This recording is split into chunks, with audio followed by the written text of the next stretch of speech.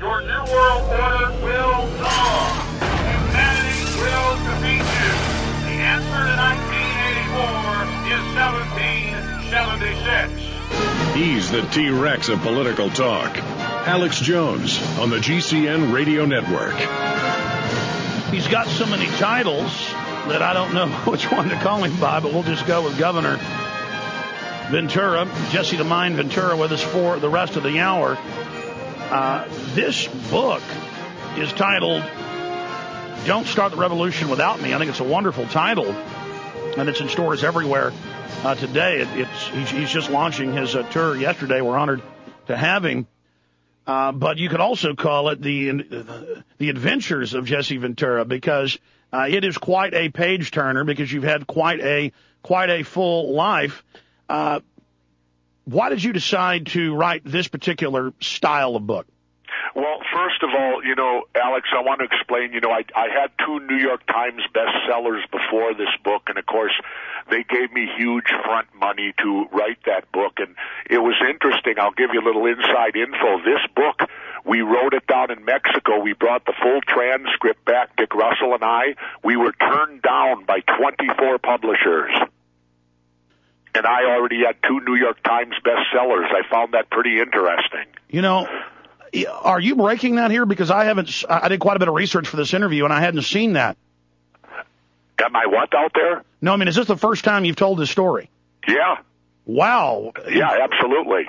Well, please. We got turned down by 24, and finally Skyhorse, which is a small publishing company in New York, picked it up. But the good thing is we're with Norton Distribution, which is a huge distributor, and that's the key is once you get published, then you need to get it to a good distributor, and they're one of the biggest, so it'll be everywhere. But, I wrote this book. I didn't take any big front money because I truly wanted this book out there. I didn't care about the money on this book. I wanted to tell my story.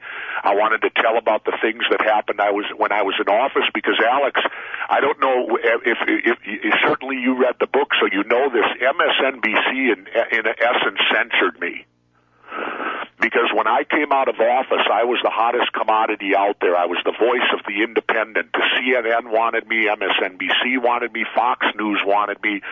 I signed with MSNBC, and then essentially they wouldn't even put me on the air, and my contract stated that I couldn't do any news shows or I couldn't do any cable or satellite.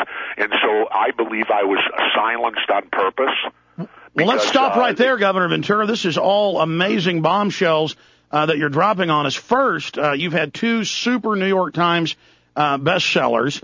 Right. You've been the dark horse candidate of the people in Minnesota. You spurred Schwarzenegger to run and caused that whole phenomenon, and he's basically admitted it, seeing you have success. He went for it. You have this amazing history, Hollywood star, and you went to 20-plus publishers, and they said no, and you went to a new publisher that just fired up, in 2007, according to what I was reading on their site.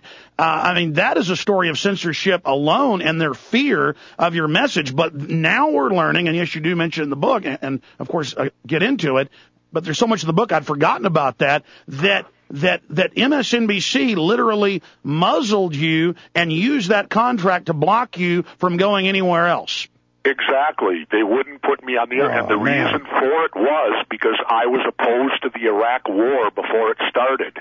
If you think back, do you remember when Phil Donahue had that short-lived show on MSNBC? They kicked him off. Yeah. Well, Phil was the highest-rated show they had. Have you ever, Alex, heard of a network pulling its highest-rated show? It's suicide. Well, you don't do that, and yet they did it. They pulled Phil, and then they wouldn't allow me on, and it was because Phil and I were both questioning the reasons why are we going into Iraq. If you believe 9/11 and what they told us, there wasn't one Iraqi even involved in it. Iraq did nothing to us. Well, that's right. There are still some neocon followers of what I call fake conservative news shows that still believe Saddam was the one behind the attack when Bush and Cheney admit he had nothing to do with it and actually fought against the Wahhabis based in Saudi Arabia known as Al-Qaeda. Well, I don't know if you can ever get Dick Cheney to admit that and George Bush, but I know, that they still like to refer back and try to tie the two together all the time somehow. There are a few clips where they've had to admit it. One time Cheney was on with Russert and had to admit it. Oh, okay. You probably watch more than I do because I'm living in Mexico now, and that's another subject that's interesting, Alex. This whole situation with immigration. I mean, I live down with all these brown-skinned people down there, and I don't know about you and where you stand on it, but I don't believe the United States needs to be East Berlin. Well, we have a Larry King clip. John, you've got that clip, don't you?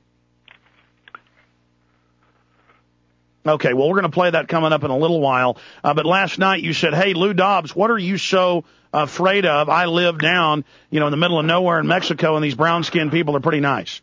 They're very nice. I'll tell you, I have the time of my life down there. And, Alex, I live an hour from pavement and an hour from electricity.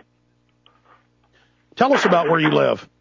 Well, but trust me, I do have electricity. My house is completely solar. I'm off the grid, and I live off the sun. No, but, I want to image your house in my mind. What's it look like? Where is it? It's beautiful. Well, I don't want to get you too close because I love Don't worry, I'm not going to come down there. I'm just saying I can picture you in this little jungle bungalow off the beach. Well, trust me, it's not quite a jungle bungalow. It's 3 bedrooms, 3.5 baths with a casita in the back, a 2.5-car garage, my own swimming pool, and 40 of my own palm trees. Sounds awesome. And so it's great. So what, you just go out and scuba dive and surf all day? I scuba dive. I hang with the surfers. We've got a whole group of expatriates down there, surfers, who they work up in the United States for 6 months and they save their money and then they go down and live in the arroyos on little campsites and surf all the time, and they're marvelous people. No, believe me, every day I dream about moving off to some tropical paradise. So you certainly are living the life. And so you're just coming back to the U.S., I guess, because you're so sick of seeing it turn into a police state? Well, I come back every year. I should make mention I live there 6 months, and then if you've ever been to Minnesota, I wouldn't wish a Minnesota winter on my worst enemy. Yeah, because they're brutal, and after living there my whole life. So I really live as the leaves are. If the leaves are out, I'm in Minnesota. If the leaves are gone, I'm in Mexico. Well, this network, I'm based in Austin, but the network, Genesis Network, is based in Minneapolis, St. Paul, in a little area called Burnsville. I'm sure you know it. And, know it well, South Minneapolis. And I've been up there, and let me tell you, for a Texas boy, I can't handle it when you breathe, and it feels like your teeth are going to fall out. Oh, believe me, you don't even have to be a Texas boy. You're a Minnesota boy, and then you get the same reaction. Let's go back to your first day as governor. You've just shocked the whole country, coming from nowhere in the polls to winning handily as the first major independent governor. I guess there have been one more before you in Minnesota history. You come into office and you tell the story of 20-plus CIA agents in your office. Well, actually, the accurate part of this is I was the second independent governor. Let's give credit to Governor Angus King of Maine. That's right. Angus served 1 term ahead of me and did 2 terms in Maine. He was on his second term when I was doing my first. He just didn't get all the publicity that I got. But Angus proved invaluable to me because he had been there 4 years already and done that. And whenever we'd go to the National Governors Convention, on the second day out in Washington, all the Republican governors would meet in this building, all the Democratic governors would meet in this other building, and Angus and I would take a walk on Constitution Avenue and sit down on the park bench and have the independent governors meeting. But anyway, the CIA story did not happen on my first day. It was about 3 weeks into it, and I got this request, we'll call it with quotes around it, to the bowels of the Capitol, basically to be interrogated by 23 members of the CIA, of which, of course, they tried to say I was lying about it, but the CIA came out and admitted that it did happen. In fact, I have NPR did an investigation of it in January of this year. CIA confirms Ventura meeting occurred. Also, the Minneapolis paper also confirmed it. And I have the quotes here. At first, they said, I don't recall any indication that the governor had a meeting with CIA agents. And then they went on to say, we don't meet with state officials. Then they added, now that doesn't mean it didn't happen. And then others implied you were lying, but then they had to admit it. And then it has the quotes by the CIA liaison officers saying, well, yes, we like to meet with state officials, but we don't like to talk about it.